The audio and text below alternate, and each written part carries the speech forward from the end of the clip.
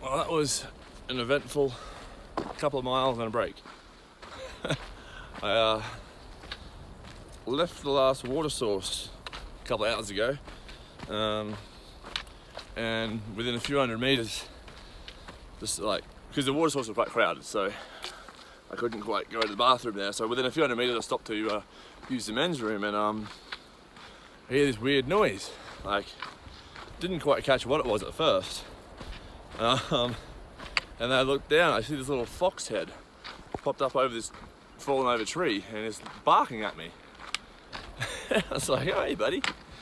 So I got a good little video of this fox sort of standing there barking at me, and he kind of moved around a little bit, and then as I sort of went to leave, there was another one curled up asleep right next to it. So it must be a little den, or I don't know if foxes have dens, but a couple of foxes in broad daylight, middle of the day.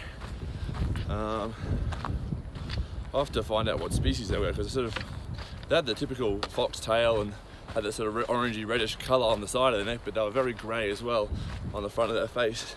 A different variant or something.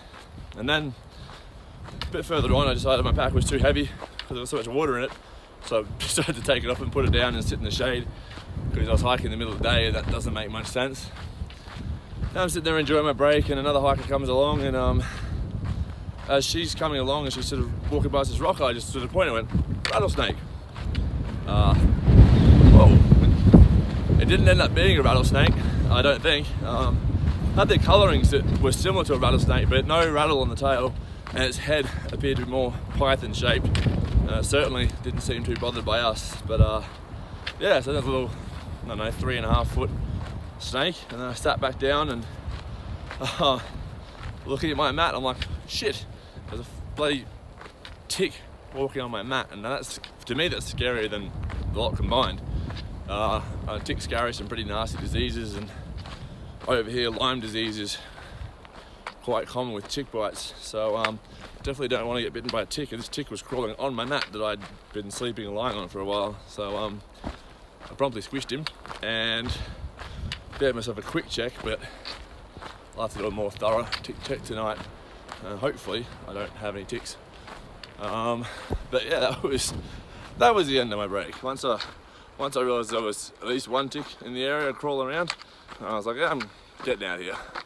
I don't want to lie on the ground here anymore if there's ticks here. So yeah, that was quite an eventful couple of miles from the water to where I am now. Hopefully that'll be it for the day. I don't really feel like having any other notable encounters. In Tehachapi, I caught up with some friends and they had some stories. There was a guy who was a couple of miles ahead of me the other night. When I set up my tent at 3 AM, he went through till about 4:30 AM, a little bit further up, and stopped. And then I caught him the next day. We both did almost no miles, except I decided to camp and he decided to night hike again. So about 2 in the morning, he came across a rather large mountain lion. It just sort of strolled across the trail in front of him, stopped and looked at him for a while, then took off down into a valley or a gully to his left, and that's where he lost it. And he was stuck in the predicament of, like, he has to keep moving, but you don't want to have a mountain lion following you. So that was an interesting and tiring night for him. And then a German guy, P-Stop, he was having a daily nap like I just was, with a siesta. He woke up with about a 4.5 foot Mojave green rattlesnake on his legs.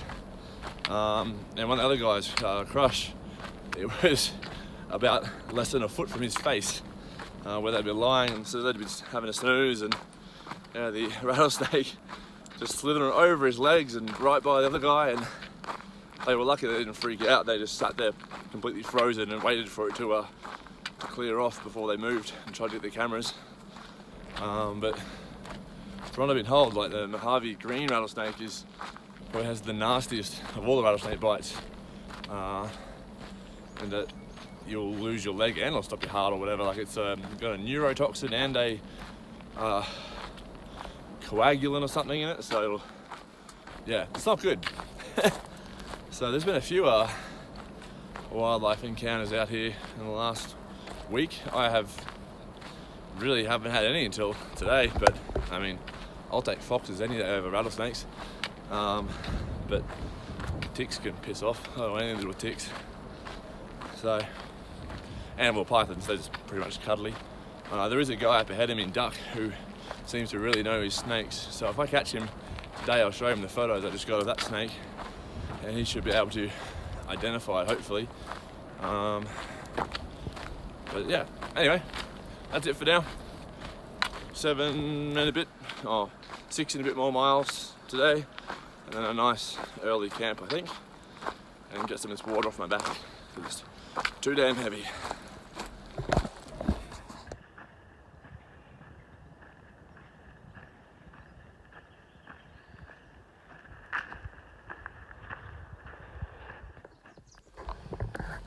Alright, right there behind me somewhere, where'd it go? That is the 600-mile marker, which coincidentally is 1,000 kilometers. So I have hiked, actually over 1,000 kilometers now. That's a bit of a big milestone for me. I think that's Brisbane to Sydney, something like that. But yeah, it's been a pretty flat morning this morning. Just not really feeling it. Just kind of cruising along, listening to some podcasts, slowly, one step at a time, getting towards the next water. But yeah, it'll pick me up 1,000 Ks. Definitely never thought I'd make it that far. And that leaves just 102 miles to Kennedy Meadows, which is the unofficial beginning or the gateway to the Sierra. Oh, we have another 600 marker here. Oh, this is 600. Guess it changes. Either way, that's 600 miles, 1,000 Ks. I think I made the mistake of starting to think like I'm already at Kennedy Meadows already in Sierra already, or starting to look forward to it rather. So whenever we hit desert terrain, I'm just like, come on. Thought we were done with desert. And then we get some nice pine forests and it's like, that's better. But soon enough, that's what I've said a few times, I've got to try and make sure I don't look too far forward, because it gets overwhelming if you think how far away stuff is. I mean, 1,000 Ks in, that's not even 25% yet. Because it's past 20%, I guess, but not at 25 yet. So, yeah, I've got to be careful not to get too far ahead.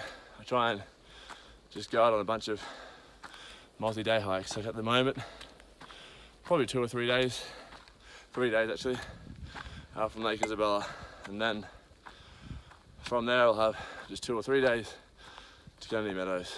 So it's better just to do lots of small multi-day hikes than be on one 6-month hike to Canada from Mexico. But yeah, today's a flat day for whatever reason, and I wish it was geographically flat. It is definitely not. I'm climbing, but yeah, just energy levels are a bit flat today. I think it's because we had such a good run for a week and a half there, where it was just in town or shops or cafes or something every couple of days. And yeah, now it's been a couple of days since I left wherever I left. Where'd I leave? Tehachapi.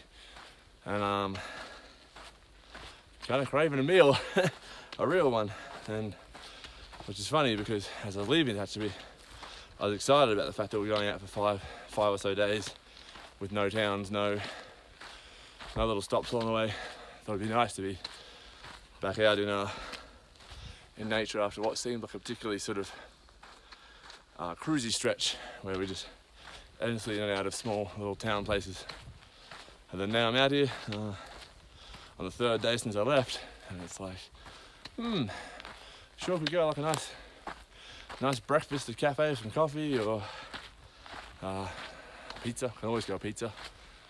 So, well, I'm not actually hungry. Like, I've definitely got the hunger thing under control. I carry a lot of food and I can eat as much as I want, and I always seem to have extra. I always have extra water, which means my pack's always heavy. But yeah, we'd currently kill for a pizza and a milkshake and a burger, some sushi, some Thai food, and a giant steak.